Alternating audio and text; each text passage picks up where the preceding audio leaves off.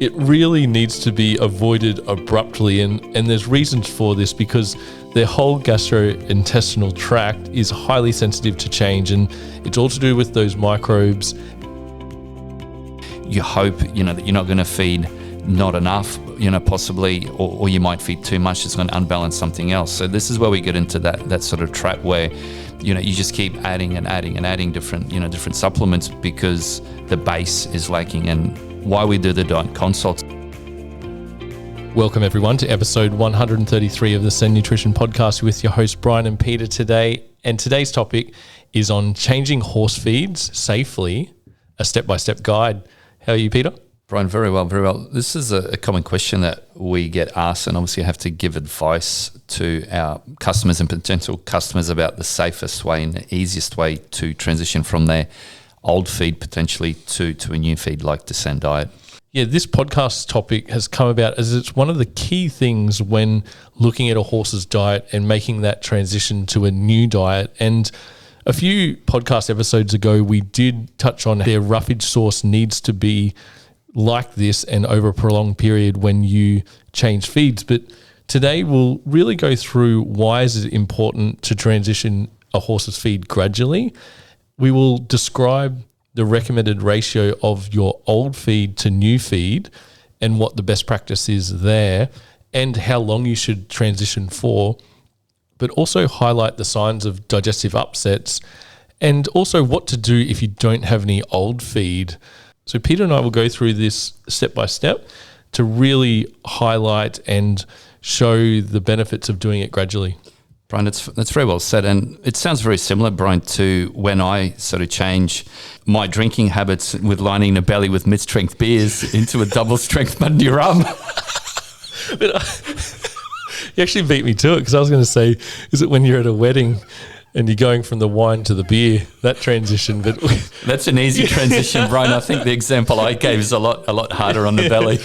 But in a horse's case and with a horse's feed, it really needs to be avoided abruptly, and there's reasons for this because their whole gastrointestinal tract is highly sensitive to change, and it's all to do with those microbes and that population of bacteria that do the most fermenting of their fiber source, which is the nutrient source that they really ferment and digest properly, and that needs to be moved through their digestive tract.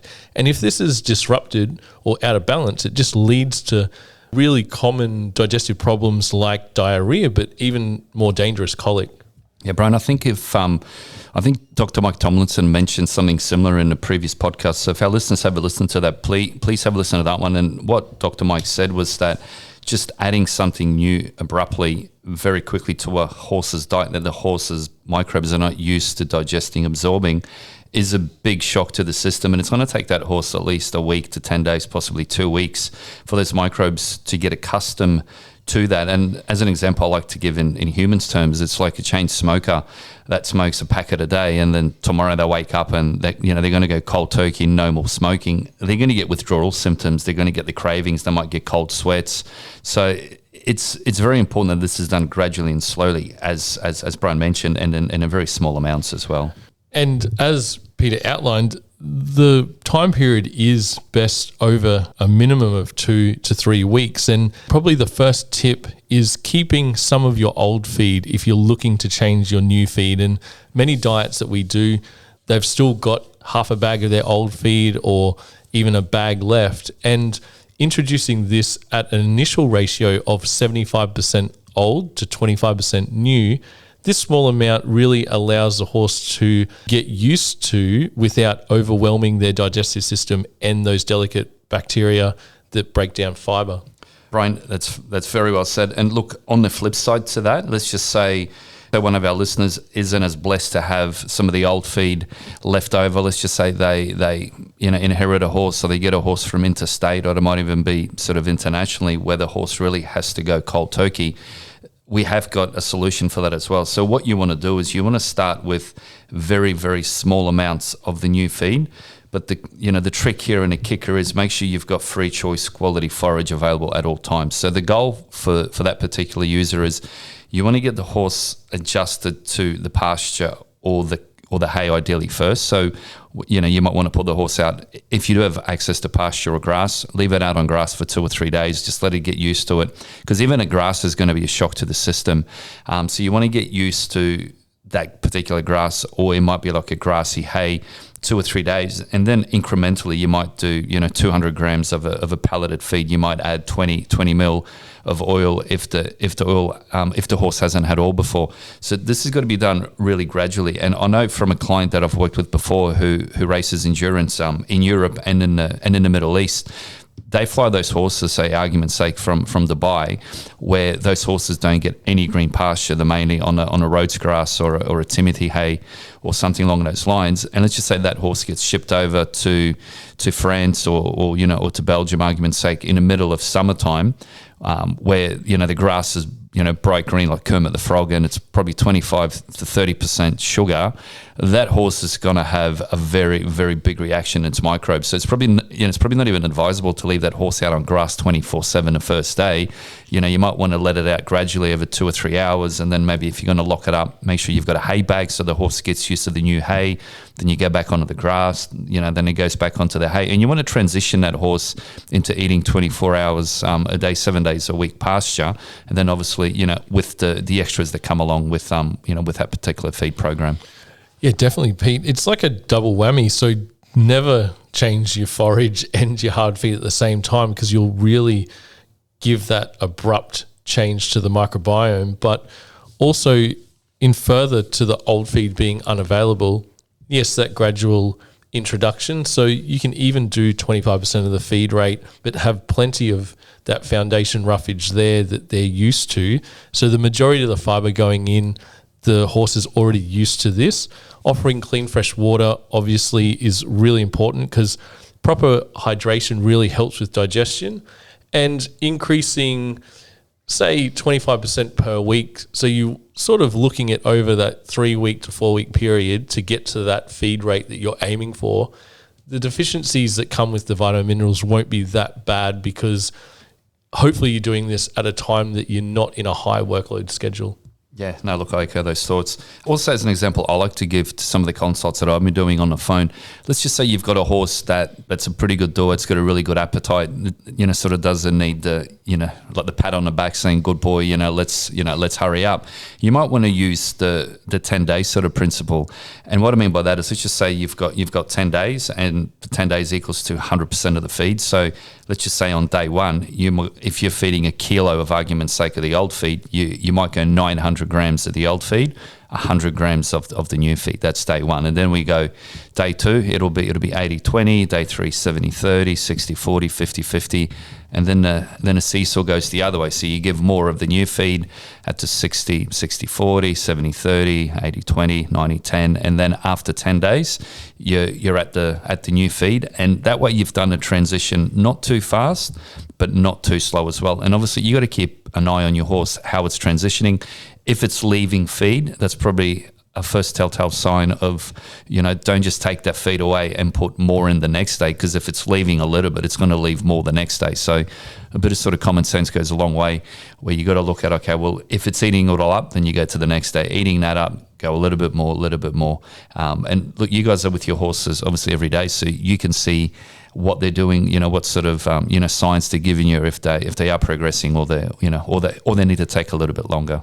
That's great advice, Peter. And what if you do it too quickly? So you will see signs of digestive upsets, and during this feed transition, really look and monitor your horse, just as Peter said, and look for these signs like the diarrhea, the changes in appetite, a little bit of energy loss, and also behavioral changes.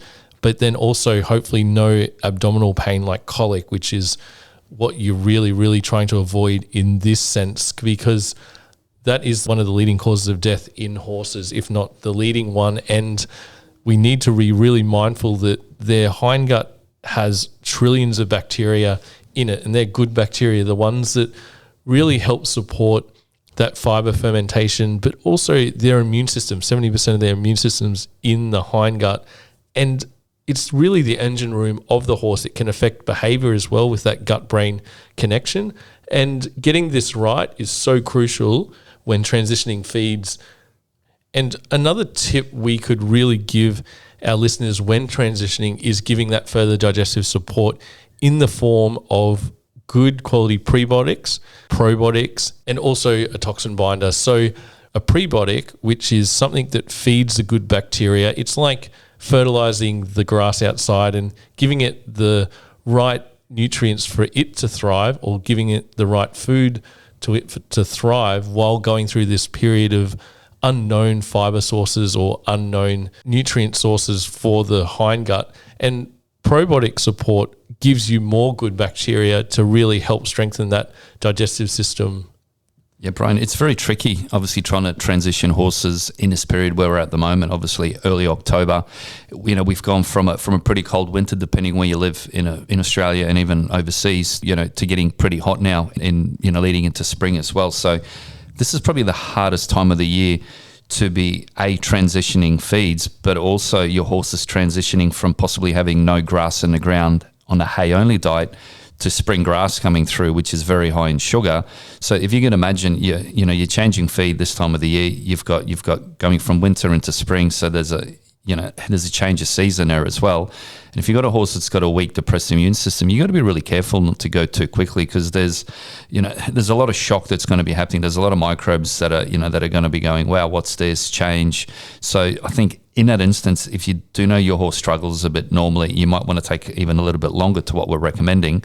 But this is the trickiest time of year in my opinion, and just extra caution is advised. Yeah, and it goes hand in hand with stress in performance or travel. So this can also upset the microbiome, and just like the stress in transitioning feeds, feeding a digestive supplement to really help through this time. And as Peter says, the longer you can do it, the better, is really going to give you that insurance that they will transition nicely, and then you'll get the best result coming out the other side. Because we always finish with the diet consults with this message, and it's always observe the response from your horse, because they're all individuals. They may react differently, and we can't rule out 2, 3, 4 weeks later, we may need another further adjustment depending on the response. They might need longer, and it all comes down to that individual horse that you know best, and spending time with them to really observe any changes. That's well said, Bryan. I've got a first-hand example of a diet I actually did this morning, so it's perfect timing for this podcast. And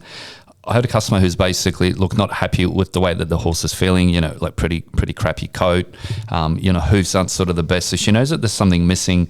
She knows that there's a lot of iron, obviously, and the diet was lacking zinc and copper. The point I'm trying to make here is, because she's got competitions coming up in the next 4 or 5 weeks, we don't want to do the 7-day or the 10-day or even, the 2-week transition. So what our plan was, gradually do it over a month, just slowly integrate, the grain-free ultimate, the sen oil, slowly wean away the old feed that she had there, and there's, 6 or 7 different things happening. And why I don't want to do it during competition season is because the horse is stressing. There's even more shock to the system. So you want to take the cautious route and actually go really slowly, because what happens is, if you do it too quick and then a stress from the competition, the horse can really go backwards, and then it's no fun for her. It's no fun, obviously, for our feed program, which could possibly get the blame, because there's just too many things that happen at once. So taking that that longer road, I mentioned to her that maybe once she fully transitions over the 4 weeks, the horse is fully eating the grain free, the oil, and anything else that she was going to be feeding, and then add like the product, like the extra balance, because you don't want to put powders into a horse's food while it's transitioning, while it's in the middle of of competition, because there's a lot of things that could go wrong, and we don't want to inconvenience her, as well as obviously inconvenience the like the feed program like the Bryan and I created. That's well said, Peter. And there's I'll reference another diet that I had during the weekend. When my pen nearly runs out from trying to list each component of the diet, I try and picture how that hindgut is and how the horse's digestive system is familiar with a mirrored or so many puzzle pieces being put together, good and bad. And when I talk to the owner of the horse, I ask them, what do you want to hold on to? What do you want to get rid of? 9 times out of 10, they want to simplify it right down. And we will remove up to 90% of what's there, but also keep something there as a familiar transition to mix with the Sen Ultimate or the Sen CF50 and the oil, and then gradually they can just take that away. And that's just giving another insurance for the microbes to not be shocked. And then, as we have in both, the pellets is an encapsulated live probiotic and also a prebiotic. So on that daily basis, the Sen feeds both for the Easy Keeper and the Hard Keeper is helping support the digestive system of the horse. And then, as Peter said, if you need further additional support, so simple and easy to add the Sen Extra Balance as that extra powder into it, which can be mixed nicely with the Sen oil and also the salt. That's well summarised, Bryan. I had a couple of phone calls this week as well, sort of post 2 weeks, don't cold salt, and both the ladies, that I spoke to had really positive results. And they said it took them sort of 2 weeks, 2.5 weeks to start seeing visible results. Like one of the horses was a little bit backwards, had a little bit irate behaviour. So she did say that the horse had settled down and it's starting to get a glow to its coat, just feeling better in itself. So look, as a rule of thumb, don't expect, miracles that are going to happen overnight. Give it that minimum 2 weeks up to 4 weeks for the new feed to fully kick in. As I mentioned previously, you've got the variable of spring grass coming through. You might have a change of hay, like your horse might have been on a shedded hay that was shedded for 6, 9, 12 months. Now it might get a hay that's just been cut fresh as well. So that's going to, send the microbes into shock as well. So look, just keep on a side of caution. There's a lot of variables that are going to happen sort of in October, even early November. Once we get into summer, that should sort of settle down. Yeah, that's really good advice, Peter. And when I look at the amount of bacteria or good bacteria in the horse's hindgut, it's not just millions, it's billions to trillions. And here's another tip. When you're looking at live probiotics, they should be giving you the CFU per kg. And in the instance of Sen Ultimate, we're at 20 billion CFU per kg encapsulated. So it needs to be encapsulated because it has to survive that gastric acid part and pass through into the hindgut. So you need to really, if you are feeding a different feed, you need to sort of zero in and see where you're getting that support from for that digestive system.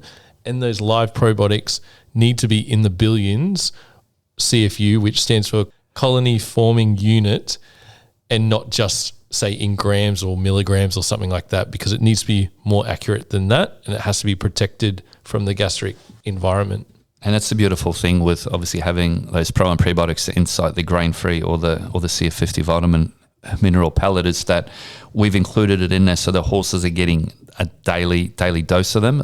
Look, obviously it's at a maintenance dose. So if you've got a horse that's in competition that stresses a lot, that obviously works 5, 6, 7 days a week, you might need to add an extra supplement like the Extra Balance, for argument's sake, where you've got a much more concentrated source of those probiotics. But if you've just got a paddock hack or a paddock ornament or even a trail horse you ride once or twice a week, the maintenance in that, whether it's 1 kilogram or 250 grams of the CF50, the maintenance dose in those products should be enough to keep that horse's gut healthy and happy.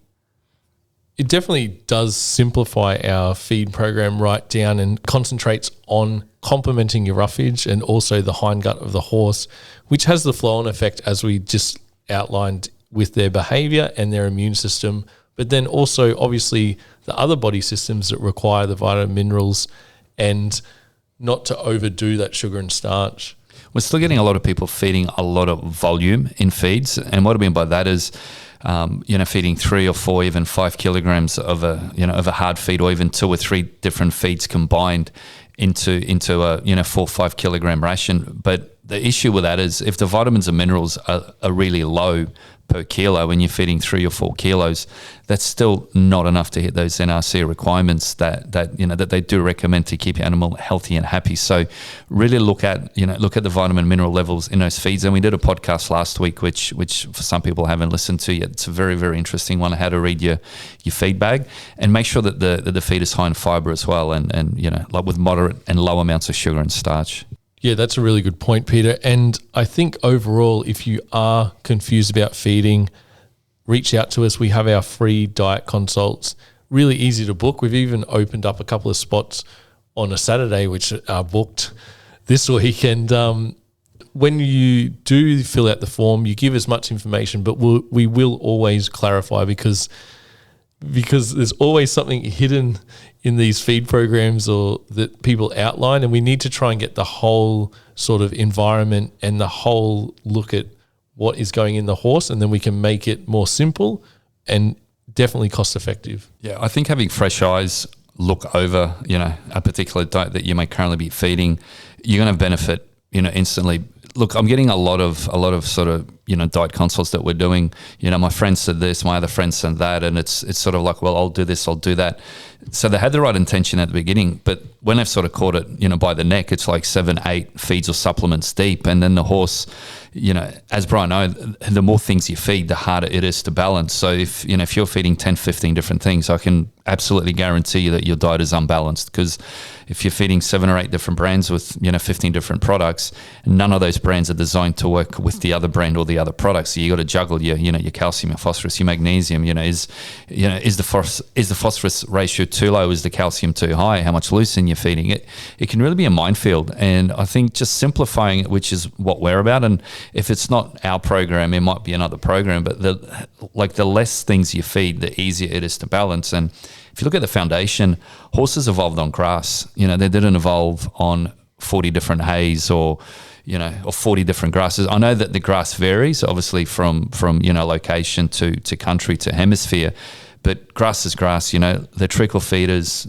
majority of the foundation should come from grass, and then we got to correct any vitamin mineral deficiencies, possibly omega-3, and make sure that they've got enough sodium chloride in the diet as well. And our zinc and copper levels are so strong and good quality, so being that chelated, bound to a protein so it's better absorbed, this is to really offset the high iron in the Australian soils and the high iron we see. Sometimes they can be as high as 1,000 milligrams to 2,000 milligrams per kg, and you need to get those ratios of the trace minerals right to really get your horse to thrive in their chosen discipline, or even just on daily life. As they get older, their immune system works a little bit less, doesn't work as well. So really supporting that, especially with zinc, as it's in many of the pathways, you really have to zero in and find something that's quality, but also not too much quantity, because that foundation of roughage is really vital for every horse. Yeah, Bryan, so using that example, obviously, of 1,000 milligrams of iron in a kilogram of hay, some of the feeds are as low as 100 milligrams of zinc per kilogram. So that ratio automatically is 10 iron to 1 zinc, where it actually needs to be at least 2 or 3 zinc to iron. So you're gonna have to reach out for a zinc and copper supplement, because your hard feed that you're feeding will not help balancing that out. So that's more cost. Obviously there's more time. You hope that you're not going to feed not enough, possibly, or you might feed too much. It's going to unbalance something else. So this is where we get into that sort of trap where you just keep adding and adding and adding different supplements, because the base is lacking. And why we do the diet consults is it's very important that we get the foundation right. And the foundation is obviously whether you're using pasture or a hay. Even better if you've got an analysis, we can really tailor make the diet with correcting any nutritional deficiencies, either using the grain-free ultimate or the CF50, depending whether you've got a good doer or a poor doer. If you've got really good pasture, you might not need the sen oil. If you're on a hay-only diet, absolutely, you're going to need the sen oil for the omega-3, and then we can't forget the salt. So it is a bit of a minefield, and it's a bit of a maze. We're 10 years strong this year, so we've got the runs on the board to obviously, give sound advice. We've seen hundreds of different pasture and sort of hay analysis. So we know pretty much whether you're north, south, east, west of Australia. We know pretty much what your pasture or your hay is going to be if you don't have an analysis, just to try to simplify the diet. And 9 times out of 10, it's gonna be more cost effective than your current diet, and you're going to see visible results. That's well summarised, Peter. And to summarise this podcast episode, we'll finish with some take-home messages. So when transitioning feeds, do it gradually. We recommend keeping some old feed to new feed and feeding in that initial 25% new feed, 75% old feed ratio. Increase this proportion over a 2 to 3 week period at a minimum.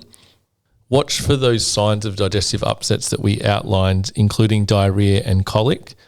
And if you don't have the old feed left and you're just going straight to the new feed, feed that new feed at a reduced amount, keep the forage volume up and the same forage as before, because then this will keep the microbes in the best shape going forward as you increase the new feed. Do you have anything further, Pete? No, Bryan, just apart from obviously it was your birthday over the weekend, and look, if our listeners really want to give you a birthday present, I'd love for you guys to give us 5 stars on Spotify and on Apple. It's going to mean a world to Bryan. So don't worry about sending him balloons and gins. Just give him the 5-star rating on a podcast, and he'll be as happy as a day is long. And I'd really like to thank everyone that wished me in the users group and from my team for putting up that photo with the 40 balloon and reminded me again that I am getting on in age. But I think the last time we checked, Pete, that I think it's 94 5-star reviews. So we just need 6. Yeah. 6 more and I will be very happy, and that's the best birthday present I could ever get. Let's hope we're not waiting 6 years for 6 more, Bryan. Yeah, true. And if you guys have any questions regarding anything regarding feed, even other topics, feel free to reach out to us through our usual channels. Also, the Send Users group, show off your Send success, ask any questions. It's a really good group that has good sound nutrition advice as opposed to other groups out there. And the ones that we've both been banned off, Bryan. Yeah, and I think a few other keen nutritionists have, and we won't go down that path, but we'll just keep everything really to the facts in terms of horse nutrition and also the physiology of the horse, because this is what we want. We want a reason why we feed each particular part and keeping those foundations the best for their natural physiology. Yeah, that's well summarised, Bryan. I think that sums it up. Yep. As we look for another summer storm or spring storm as they've come through, we thank everyone for their support, and we'll have another podcast to you guys really soon. Thanks, guys.